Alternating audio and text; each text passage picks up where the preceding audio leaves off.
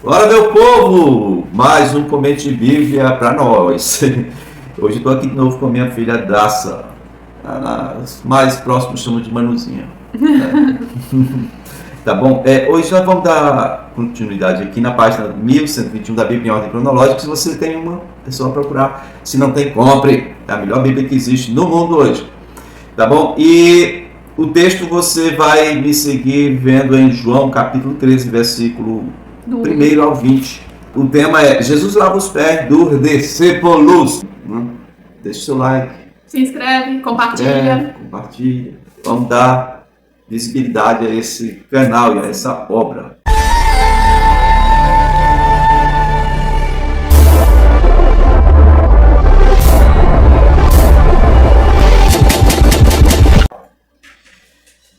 Bom, então vamos aqui no Evangelho de João capítulo 13, versículo 1 ao 20, onde está escrito: Um pouco antes da festa da Páscoa, sabendo Jesus que havia chegado o tempo em que deixaria este mundo e iria para o Pai, tendo amado os seus discípulos que estavam no mundo, amou-os até o fim. Estava sendo servido o jantar, e o diabo já havia induzido Judas Iscariotes, filho de Simão, a trair Jesus. Jesus sabia que o Pai havia colocado todas as coisas debaixo do seu poder, e que viera de Deus e estava voltando para Deus. Assim, levantou-se da mesa, tirou sua capa e colocou uma toalha em volta da cintura. Depois disso, derramou água numa bacia e começou a lavar os pés dos seus discípulos, enxugando-os com a toalha que estava em sua cintura. Chegou-se a Simão Pedro, que lhe disse: Senhor, vais lavar os meus pés? Respondeu Jesus: Você não compreende agora o que estou lhe fazendo. Mais tarde, porém, entenderá. Disse Pedro: Não, nunca lavarás os meus pés. Jesus respondeu: Se eu não os lavar, você não terá parte comigo. Respondeu Simão Pedro: Então, Senhor, não apenas os meus pés, mas também as minhas mãos e a minha cabeça. Respondeu Jesus: Quem já se banhou precisa apenas de lavar os pés. Todo o seu corpo está limpo. Vocês estão limpos, mas nem todos. Pois ele sabia quem iria traí-lo, e por isso disse que nem todos estavam limpos. Quando terminou de lavar os pés, Jesus tornou a vestir sua capa e voltou ao seu lugar. Então lhes perguntou: Vocês entendem o que lhes fiz?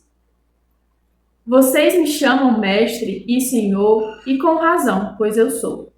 Pois bem, se eu, sendo senhor e mestre de vocês, lavei-lhes os pés, vocês também devem lavar os pés uns dos outros. Eu lhes dei exemplo para que vocês façam como lhes fiz. Digo-lhes verdadeiramente que nenhum escravo é maior do que o seu senhor, como também nenhum mensageiro é maior do que aquele que o enviou. Agora que vocês sabem estas coisas, felizes serão se as praticarem. Não estou me referindo a todos vocês, conheço os que escolhi. Mas isto acontece para que se cumpra a Escritura. Aquele que partilhava do meu pão voltou-se contra mim. Estou lhes dizendo antes que aconteça, a fim de que, quando acontecer, vocês creiam que eu sou.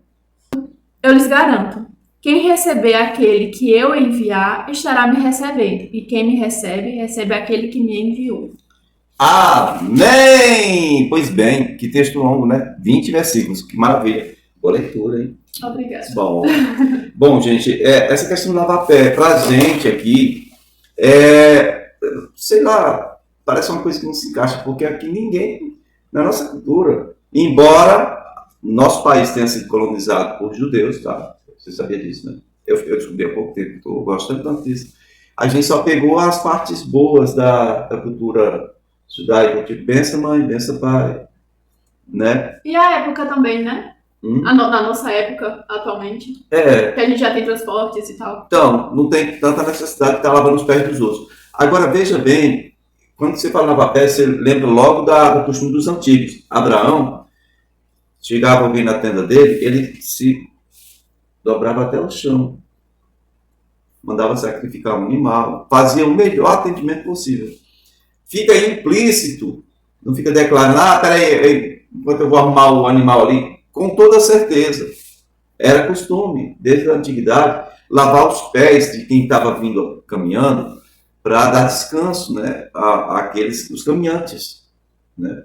E quando Jesus faz isso, ele está dizendo, olha, é uma outra estrada, é um outro caminho, é um outro trajeto.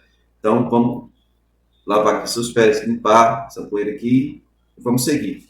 Essa história é bem conhecida, mas aqui no versículo 2 diz que estava sendo servido o jantar e o diabo já havia induzido Judas Iscariotes, filho de Simão, a trair Jesus. Bom, é interessante. Algumas pessoas querem pegar esse versículo para dizer que Judas estava no recinto, mas o que o versículo está dizendo é exatamente o contrário.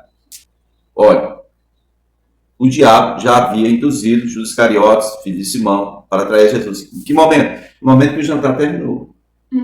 Então, é necessário que a gente entenda. O outro versículo onde eles dizem, parece que Judas estava lá, é quando Jesus diz, vocês estão limpos, mas nem todos. Porque, aí aqui, versículo 10, nem todos, na parte final do versículo 11, pois ele sabia quem iria trair, ou seja, quem já tinha saído para ir fazer o que tinha que ser feito. Porque Jesus falou, quando deu o bocado molhado, né? O pedaço de pão molhado para Judas, o diabo entrou nele, o que você tem que fazer, faça logo. O texto começa dizendo que, um pouco antes da festa da Páscoa, sabendo Jesus que já havia chegado o tempo em que ele deixaria este mundo. Jesus sabe o tempo de tudo, ele sabe o tempo até de ser traído. Você vê o seguinte, quando Maria vai para Jesus, diz assim, o vinho acabou, ele diz assim, que tenho eu contigo, e não é chegada a minha hora. Porém, aqui é chegada a minha hora. Há poucos momentos, eu acho que no dia anterior, teve um negócio dos gregos. Os gregos chegaram, nós queremos ver o mestre. Aí foram falar com Filipe foi falar com André, aí foram para o mestre, tem uns gregos querendo falar contigo. Eu disse, opa, é agora então. Né? Entendeu? Mesmo quando é um assunto que é de competência só do Pai, o Pai revela para ele, como revelou para João Batista, qual seria o Cristo. O Pai tinha falado para João Batista assim, quando chegar um aí e o meu espírito for sobre ele em formato de pombo, esse é o meu filho. Então, para Jesus foi o seguinte, quando os gregos começaram a procurar você, né? Então você vai entender que é esse o momento. E fica também uma lição para nós, né? De nós estarmos discernindo os tempos conforme o que a palavra do Senhor nos deixa, né? Seja da volta dele, seja também com relação ao que... A questão de que, por exemplo, Jesus, ele não teve um momento de intimidade, com Judas. Judas já tinha saído. Então, ele guarda os melhores momentos de intimidade para aqueles que realmente vão cumprir o propósito, né? Aqueles que realmente vão estar com ele, vão estar dividindo o mesmo chamado que o Senhor, aqueles que vão estar em união com ele. Discernir o tempo é uma das coisas melhores que existem, porque uma das coisas que não volta atrás é a oportunidade perdida. Sim. E eu só perco uma oportunidade se eu não tiver discernido o tempo daquela oportunidade. Eclesiastes, né, fala, tempo de chorar, tempo de rir, tempo de espalhar pedras, de juntar pedras, tempo de curar, tempo de restaurar, tempo de juntar, tempo de espalhar o que foi juntado, tempo de guerra, tempo de paz. Sim. Fala de muitos. E aí uma pessoa que não sabe discernir o tempo, ela vai viver remando contra a maré. Né? Ou seja, às vezes não é nem falta de discernimento, mas é a questão de não aceitar o tempo adequado das coisas. Quando Deus está tratando comigo, é tempo de me resguardar, de buscar o Senhor, de entender o que Ele está querendo de mim. Não é tempo de sair para a guerra. Não é tempo em que primeiro eu tenho que fazer um ajuste para depois seguir. E enquanto muita gente, quando não tem esse discernimento, a pessoa vive realmente na contramão de tudo e acaba querendo atribuir a Deus culpa que é dela mesma. Né? E o Senhor também já me falou muito ao meu coração com relação a justamente esse momento do lava-pés.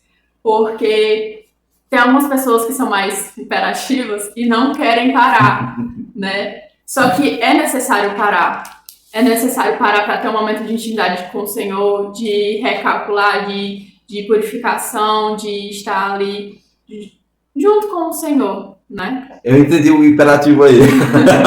Bom, no versículo aqui, versículo 8 de João capítulo 13, tem mais uma coisa que merece um pouco de comentário nosso.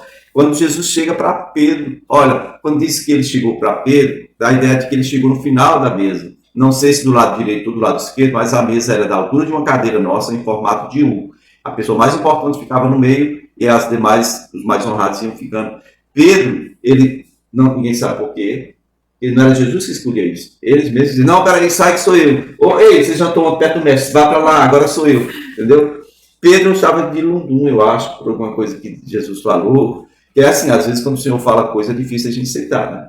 E ele ou não entendeu muito bem, porque Jesus tinha falado que era o Cristo, e o Cristo para eles era uma coisa. Aí Jesus vem dizer que vai morrer, e Pedro não entendeu. Ele disse, não, peraí, para trás de mim, Satanás. Mesmo Pedro que declarou que Jesus era o Cristo, depois recebe essa dura correção.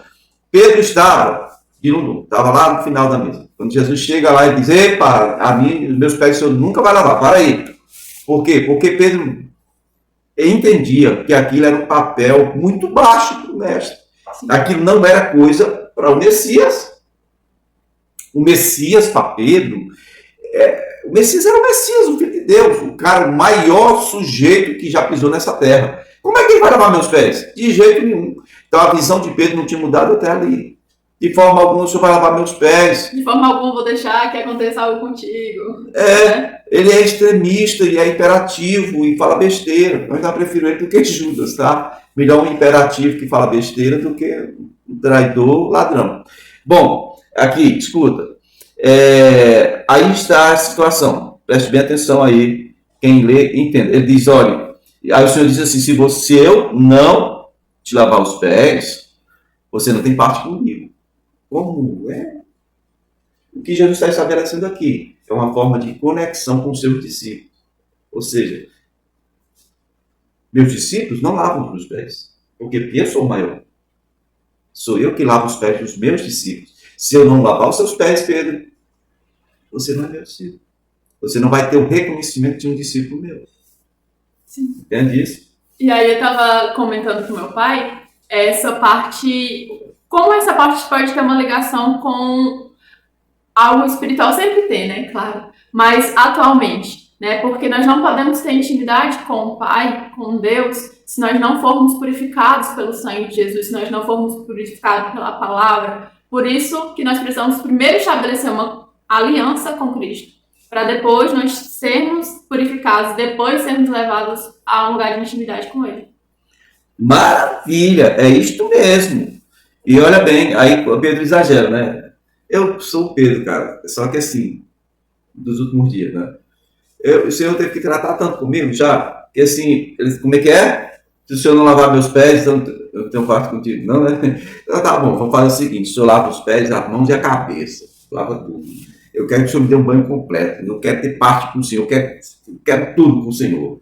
Aí. Posicionamento muito massa, assim. Pedro amava o Senhor de todo o coração, só não tinha entendimento, clareza espiritual. João tinha entendimento e conhecimento dessas coisas, e por isso que Pedro aparece como grande líder, mas sempre que Pedro aparece, desde agora até sempre, João está sempre junto.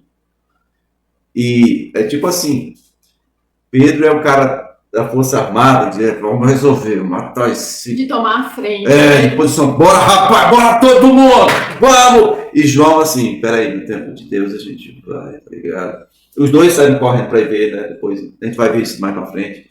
Na própria igreja eles eram as colunas, sempre que um apanhava, voltava junto. João, e inclusive foi João, né, que discerniu que era o mestre. Sim. E aí Pedro pegou e saiu atrás. Sim, na pescaria, né? Pois é. Bom, é isso aí. Aqui, os próximos textos, a gente vai ver. Quero só citar para você que Mateus 26, do 31 ao 35, é sobre a predição de que Pedro iria negar Jesus. Né? E Marcos 14, do 27 ao 31. E também Lucas 22, do 31 ao 38. E João 13, do 36 ao 38. Todos esses textos aqui vão falar de quê? Vão falar de Jesus predizendo, né, para Pedro, Pedro vai me negar, cara. Vai pisar na bola comigo. Amanhã tem mais Fome de Bíblia, se o Senhor nos permitir.